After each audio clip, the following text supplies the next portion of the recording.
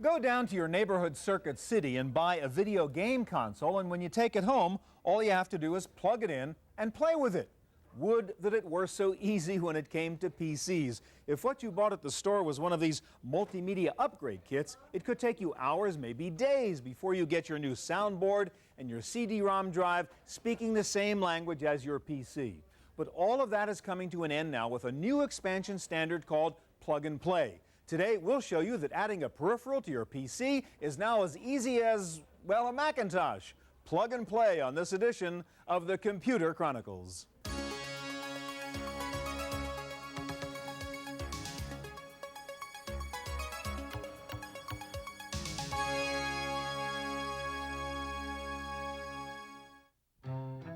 Computer Chronicles is made possible in part by Hewlett-Packard, working with industry leaders to ensure compatibility across the board and across the network.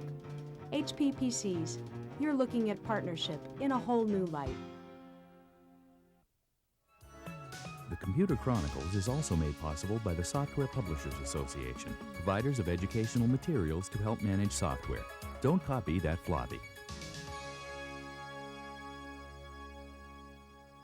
Welcome to the Computer Chronicles. I'm Stuart Chaffee, and with me today is Tom Halfhill, senior editor with Byte Magazine. Tom's the author of this recent Byte cover story on Plug and Play. Tom, I just bought this multimedia upgrade kit, and I've got, let's see, this nice fat manual. I've got 5 installation discs, a board I've got to install, all kinds of interesting cables over here I got to figure out what to do with. We know how complicated it can be to install peripherals on a PC. You've got a Macintosh set up here, and I want to compare it to the Mac situation. Here's a CD-ROM drive you just bought. Show me how you would install the CD-ROM drive on that Mac. Okay, well previously we have installed plugged in the CD-ROM drive to the computer, which is a one cable hookup from the drive to the computer, because the Mac already has a built-in SCSI port, which is the interface you need to do that. So now all we have to do is install the software. And you've got this one installation disk. One installation disk. Now on this disk are the software drivers and files that the computer needs to recognize and work with the CD-ROM drive. Okay, so we see an installer icon, so presumably you'll just double-click on that. Right. Now the install program is running, and I should point out that this is a Macintosh 2CI from 1989. So 5 years ago, a Mac was able to sort of do this on its own. All right, so there's a little installer welcome, and just click OK, I guess. And we click Install.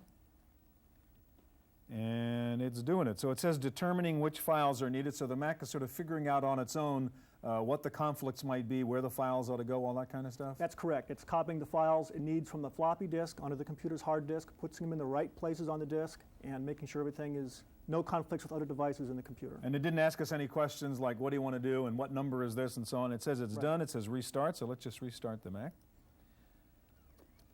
Now when the computer restarts, it should recognize the CD-ROM drive and come up with the icon on the desktop. Okay, we have to restart it because now it's got to look at all these new drivers when it first turns itself on, etc.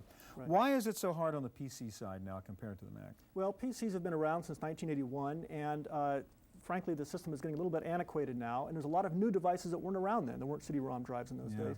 So it takes quite a while to resolve conflicts. You could have DMA channel conflicts, I/O memory conflicts, IRQ interrupt conflicts, software driver conflicts, all kind of things can go wrong.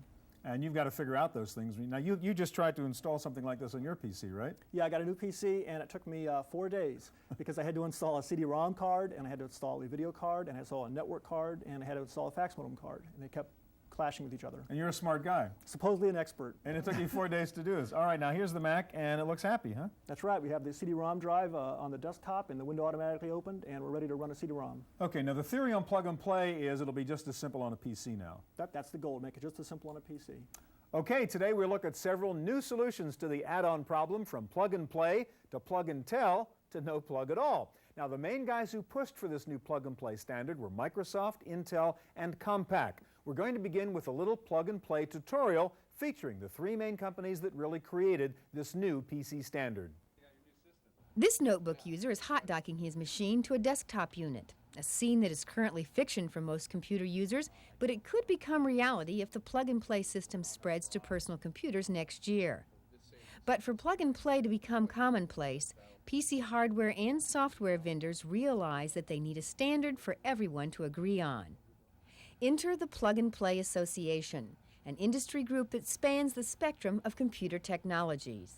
The system manufacturer, like Compaq, has to ensure that they provide all the elements of plug and play, which would include the operating system, which would include a BIOS, which would include add-in boards that are plug and play and that work in their systems. The add-in board vendors have to implement the plug and play logic on their boards so that when they're inserted into the system environment, they're recognized as a plug and play board and are configured accordingly. The BIOS vendors who supply the BIOS to the manufacturers, the PC manufacturers, implement extensions to their standard BIOS offerings to ensure that it supports plug and play. The future plug-and-play standard will depend as much on software as on hardware, and that is why the next version of Windows, called Windows 95, will be particularly important. Well, Windows 95 includes the full implementation of the plug-and-play architecture in the operating system, and this takes a number of different forms. There's a set of components that we call bus enumerators, which have responsibility for identifying all of the devices attached to each kind of bus. So for example, there's a PCI bus enumerator, and an ISA bus enumerator, and even a SCSI bus enumerator, and so on. And those enumerators identify the devices on their buses.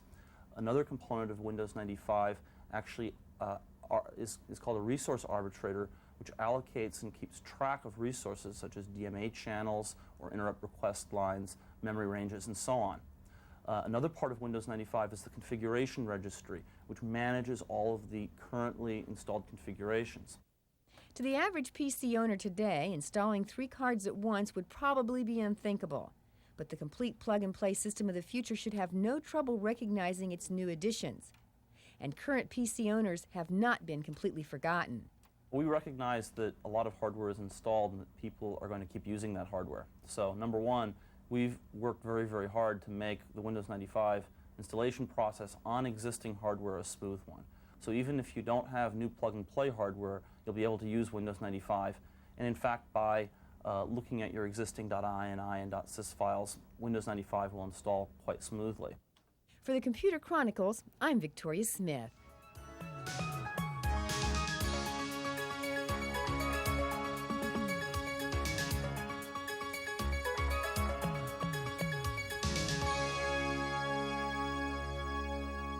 Now, there was one other major player in the plug-and-play revolution, and that was Phoenix Technologies, the guys who actually designed the BIOS that makes it all happen.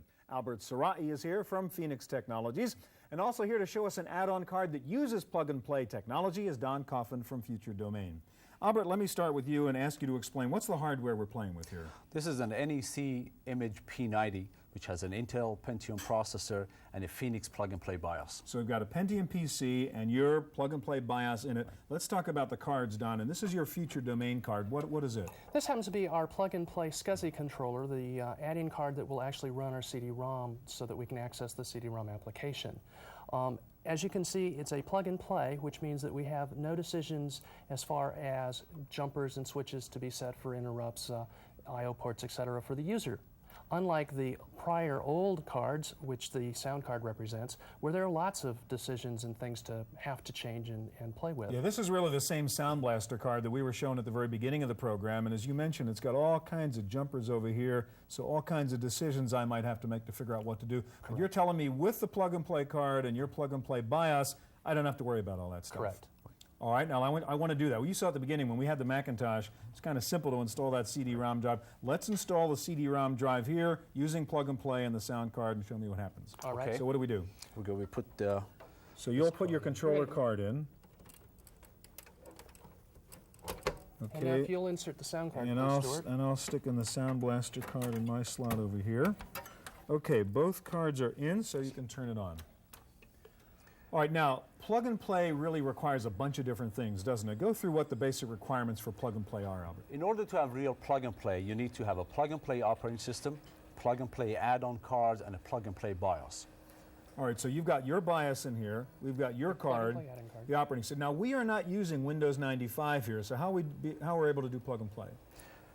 The plug-and-play BIOS is now configuring the add-on card, giving it resources that it needs, and making sure there are no conflicts between the resources that it gives to the card and the resources that are on the old Sound Blaster card. And if we had Windows 95, how would that be easier? That would add a couple of things. Number one, Windows 95 automatically adds the drivers that would run this hardware. Now, we will have already had to do that.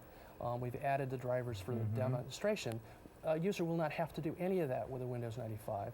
The other thing that Windows 95 will do is it will allow applications to become aware of when resources are taken away. For example, the demonstration that Microsoft did coming into this segment with the docking station.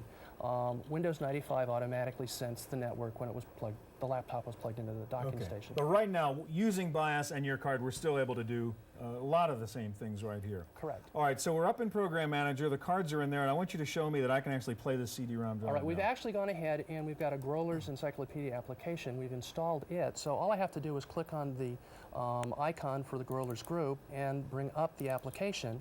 And now we're going to go out and access the CD-ROM through the SCSI controller that we just installed, and we will be in our CD-ROM application. Okay, CD-ROM's running, and I didn't have to We're figure done. anything out. So what we did on the Mac, and you've been able to do on the Mac before, we should be able to do with plug and play on a PC. Right. And we can do it today. Yeah. And it makes it very easy for the users because they don't have to worry about putting jumpers on these plug-and-play cards.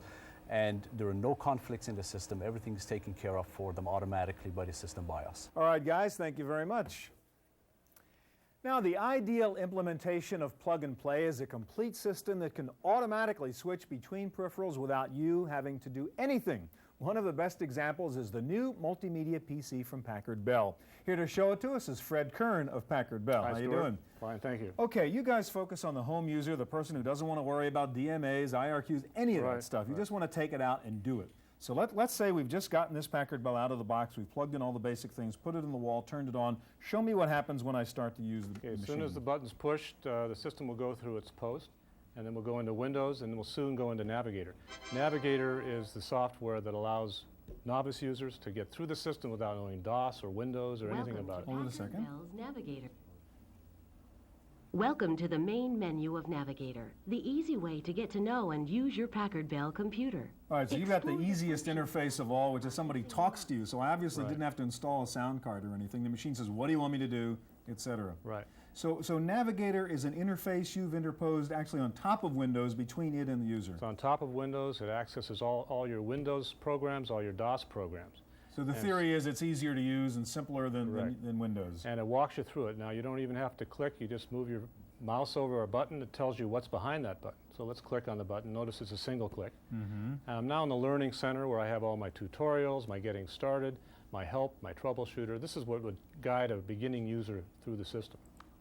Okay. I also have a software section. That's how I would launch all of my programs. You can see all the programs are listed there. And if it needs a CD, it tells me I have to add a CD to the CD drive.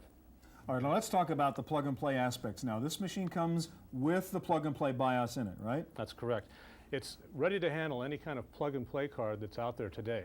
Okay, we have the operating system and the plug and play BIOS to support that. All right, but in addition, you have something called plug and tell. So suppose I have a card like the Sound Blaster card that isn't plug and play. I can use the plug and tell feature here, and I can plug in, and it will tell me what to do with those decisions that That's have correct. to be made. The so-called legacy cards, which aren't plug and play, the ISA utility that we have, this ISA configuration utility, will allow me to see what is in my system right now, what channels are being used. Okay, so I can it's telling me click what cards I have. I can click on this. Now to show the IRQs, the DMAs, all the memory addresses that are being used. So hold on a second. So in the simplest case, I mean, it shows me what's going on here and what all these cards are doing, so I could answer the questions myself if I wanted to. Right, you could see conflicts here if you knew what the parameters were of the card. But if you don't know what those parameters are, you can find them in another feature. All right, so if I want to be techie, I can go inside, it'll tell me all that stuff. If I just want to install a new card and I just want it to help me, how do I do that? Okay, let's say we want to add a card and we get a choice here. Let's pick a video card. And let's pick the ATI Graphics Pro Turbo card. Click here. And it's telling me that there are some settings that are different from my There's some factory work to default. be done Right. here. So let's see what we have. And it's showing me I've got some memory conflicts, I/O port conflicts. So by knowing that, I can configure the card correctly for the system, very little hassle. All right, so instead of that situation in which you're saying, what IRQ do you want, what DMA do you want, what do you want to do, it says, here's what the situation looks like. It's presenting it to me right there on the screen. Okay, so that's it makes plug it and very tell. simple, right, plug and tell. Okay, well, plug and play is a new technology for the PC world, but as we've seen, it's been available on the Macintosh for several years and on the Unix platform. We found a fascinating example of the use of plug and play in a network environment at the Barrick Gold Mine near Elko, Nevada. A visitor to the Barrick Goldstrike mine in northeast Nevada feels like a Lilliputian from Gulliver's Travels entering the land of giants. Giant trucks roll down into a vast pit where mammoth cranes scoop tons of earth from the hillside as though it were dust. It's a world where literally mountains are moved.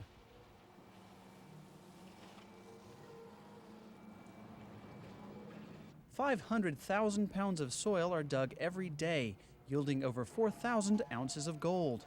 This year alone, the Goldstrike mine will produce about 1.8 million ounces of gold after an elaborate and expensive process of extraction. What makes it worth the cost to dig, grind, mill, and leach less than an ounce of gold from a ton of dirt? Simply that today, this gleaming precious metal sells for almost $400 an ounce. But even in this world of gigantic proportions, the PC and PC Network have found a place, organizing and scheduling the mine's 24-hour-a-day operations.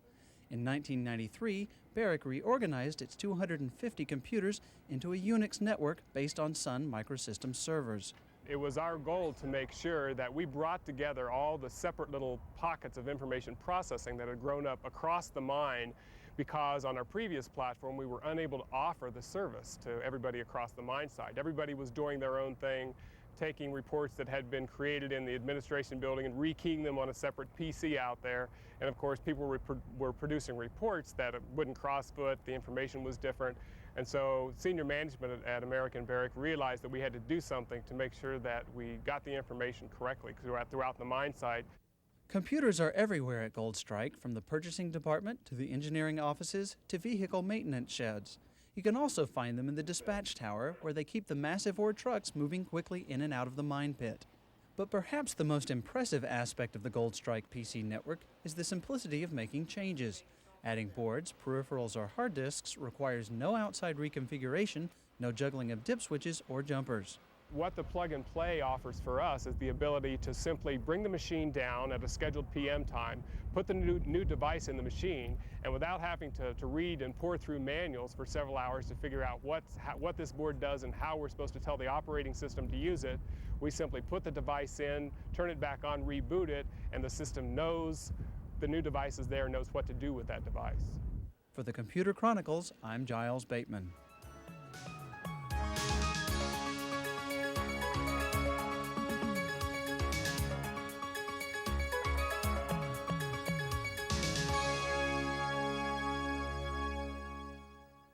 What would happen if you wanted to plug 2 mice into your computer, or 2 joysticks, or 2 monitors? Could you do it? The answer is yes, if you were using something called the access bus. Here to explain all that is Peretz Czarnacki of Computer Access Technology. What is the access bus? We've been talking about plug and play up until now. What is different about access bus? Access bus basically is a new standard for plug and play peripheral connectivity. It's a very simple, intuitive plug and play technology. When you plug a new device, immediately the host is notified that a new device is there. The host extracts all the necessary information from the device and can immediately start using the services of this device. All right, so we have one example here, a simple one. Is 3 different mice that are plugged into this computer right now, and we see them on the screen there, right? There's a red mouse and a blue mouse and a pink mouse, right? And you're saying I could just unplug one of these things in real time and the computer will know what's going on. Exactly. So can we try that? So I'll take out your red mouse here, and the computer seems to know, it reconfigured itself, and it says you only have 2 mice now. Yes. And can I just plug it right back in real time? Yes. Plug and play. All right, and the red mouse is back up there. Now you have a monitor program in here that actually shows what's going on. Let's take a look at that, Peretz. Okay, first I'll quit this application. I'll bring up the monitor. This application basically display what we call the device table. A device table is a list of all the devices that are currently connected to the host computer. You can see on the list here the keyboard, which is the access bus keyboard. You can see 3 mice, blue, pink, and red. And the last one is the monitor, which is the NEC latest version of So you've got a monitor going through this bus, you've got an extra keyboard going through the bus. Now again, can I just pull one of these out in real time and we'll see what happens? Yes. I'll pull out this one. Let's see if it can tell me which one it was. Okay, I'll refresh the list. And it tells me there's no more blue mouse. The blue went out, yeah. And I can, in real time, just plug this thing back in, huh? Yes, I'll refresh it again, and there the blue is back. All right, now show me you've got an extra keyboard plugged in at the same time. Can you show me both keyboards are actually alive? Yes, for this I have to go to kind of word processor. Okay. I have ready here the notepad. So basically, I can delete, I can type from the Access Bus keyboard, I can type from the original keyboard. So that's here. the keyboard on the CPU. This is a peripheral keyboard that's running at the same Yes, time. this is Access Bus keyboard, use Access Bus keyboard driver, and you can add more and more keyboards if you need. Now you said the monitor itself is going through the Access Bus, so there's an extra connection. This has Access Bus technology inside the monitor. What's the advantage of that? With this monitor, you can adjust almost all the parameters of the monitor from the computer. You have a control panel, and you can adjust everything. So it's not just an output device now, it's actually a device which is controllable through the software. Show me the kinds of things you could do. Okay. This is the image manager. This is a control panel developed specially for Access Bus monitors. I'll show, for example, size and position. This is the original size. I can increase the size of the monitor. I can shrink it. This is done very easily by software. I can easily change the horizontal position. I can move it to the one side. I can move it to another side of the screen. So having the monitor go through the bus gives you all these software controls over stuff that normally would require screwdrivers or pushing those buttons and so on. Exactly. All right, now to get this technology, this is one of your boards, right? If you wanted to get this kind of bus into a desktop? Yes. And what is this guy?